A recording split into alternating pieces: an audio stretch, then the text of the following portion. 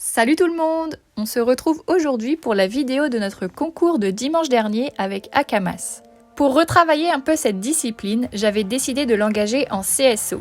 Habituellement, lorsque j'engage en CSO pur, je ne fais qu'un seul parcours, mais pour cette fois, j'avais choisi d'engager 2 tours puisque vous allez voir qu'il s'agissait de 2 épreuves bien différentes. Comme d'habitude, j'ai engagé une épreuve en poney E, et pour reprendre tranquillement, j'ai choisi d'engager la poney E2, qui est normalement cotée à 1 mètre, mais vous allez voir qu'elle était pour le coup vraiment bien sous-cotée.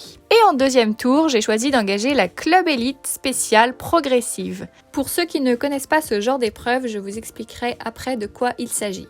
Commençons d'abord par mon tour en poney E2. Je vous laisse tout de suite avec les images.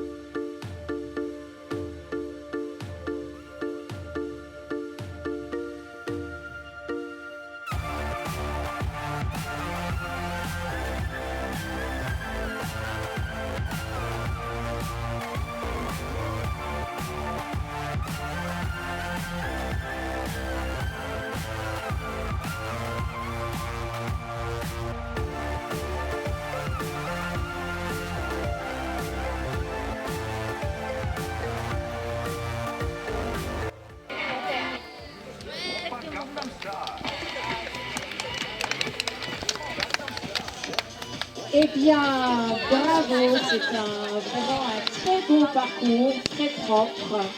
Voilà, comme vous avez pu le voir, nous faisons un tour sans faute. Je trouve que mon tour manquait beaucoup de rythme et d'équilibre, ce qui fait qu'Akamas n'a pas très bien sauté. Il sautait un peu à plat, donc heureusement qu'il n'y avait rien à sauter pour le coup. Comme nous étions seuls dans notre épreuve, on a bien évidemment été appelés à la remise des prix. Alors grâce à ce tour, j'ai engrangé assez de points pour être qualifié en CSO poney E2 pour les Sologne Pony. Je ne sais pas encore si j'y participerai, mais au moins si je veux les faire, je pourrai. Bref, on continuait ensuite la journée avec notre deuxième parcours qui était la Club Elite spéciale progressive. Je vais donc vous expliquer ce qu'est ce genre d'épreuve. Alors il s'agit d'une épreuve qui se court toujours sur 10 obstacles seulement et qui n'a pas de combinaison, donc pas de double ou pas de triple. Et les obstacles sont plus petits en début de parcours, donc par exemple pour la Club Elite, il y a environ 95 cm ou 1 mètre au début du tour. Et sur la fin du tour, par contre, on arrive sur les bonnes cotes, donc environ 1,5 m pour la Club Elite. Ensuite, il faut savoir que sur le parcours, chaque obstacle vaut un nombre de points. Le numéro 1 vaut 1 point, le 2, 2 points, le 3, 3 points, etc. jusqu'au numéro 10. Par contre, le numéro 10 est un obstacle à choix, c'est-à-dire que 2 obstacles sont mis côte à côte. L'un des 2 obstacles est aux cotes de l'épreuve, donc 1,5 m pour la Club Elite, et l'autre obstacle est 10 cm plus haut, donc 1,15 m pour la Club Elite. L'obstacle aux cotes normales vaut donc 10 points, mais si on choisit de sauter l'obstacle plus haut, que l'on appelle d'ailleurs le joker, il vaut 20 points.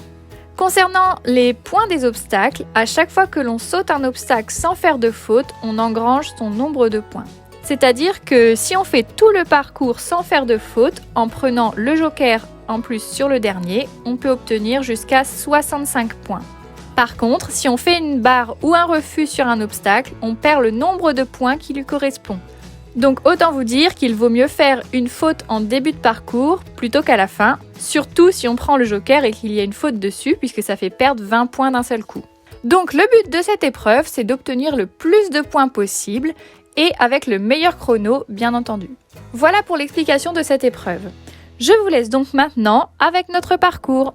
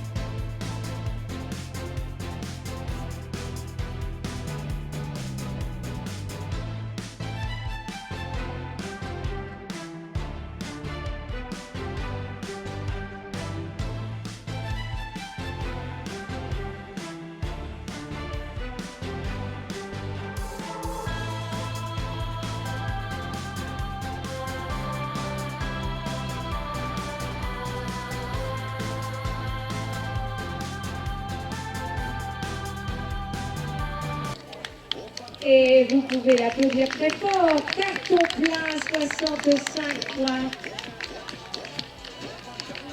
En 46 secondes.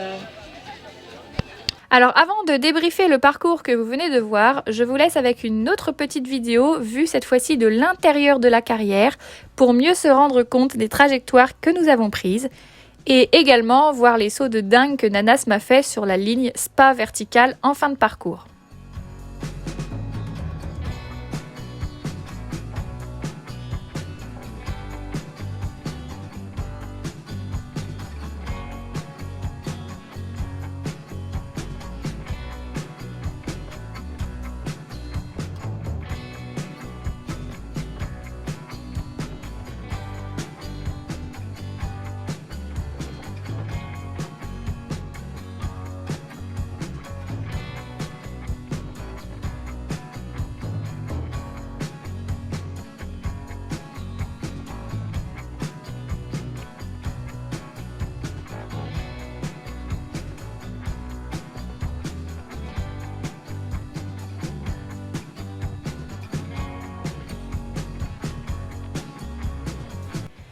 Et voilà, donc comme vous l'avez compris, nous finissons notre tour avec les 65 points, puisque nous faisons sans faute et nous avons même pris le joker. Concernant le tour en lui-même, je n'ai pas très bien monté, car pour la première fois de ma vie, j'ai essayé de monter entre guillemets en mode CSO. C'est-à-dire que j'ai pris toutes les options et j'ai essayé de jouer le chrono. Étant cavalière de CCE, je n'ai absolument jamais fait ça de ma vie et j'ai trouvé ça assez rigolo à faire. Dans cette épreuve, j'étais encore une fois toute seule, donc nous finissons forcément premier. Mais je suis très contente car je suis la seule à avoir pris l'option du 4 au 5 et en plus en faisant sans faute par rapport à tous les cavaliers de la Club 2 qui ont eu le même parcours que nous. La semaine prochaine, c'est Exter qui reprendra du service puisque j'ai décidé de l'engager dans la Club Élite du concours de dressage de Beauvais. Voilà, c'en est tout pour cette vidéo. J'espère qu'elle vous aura plu. Comme d'habitude, n'hésitez pas à liker et commenter la vidéo et à vous abonner à la chaîne. Sur ce, je vous fais à tous de gros bisous et je vous dis à bientôt dans une prochaine vidéo.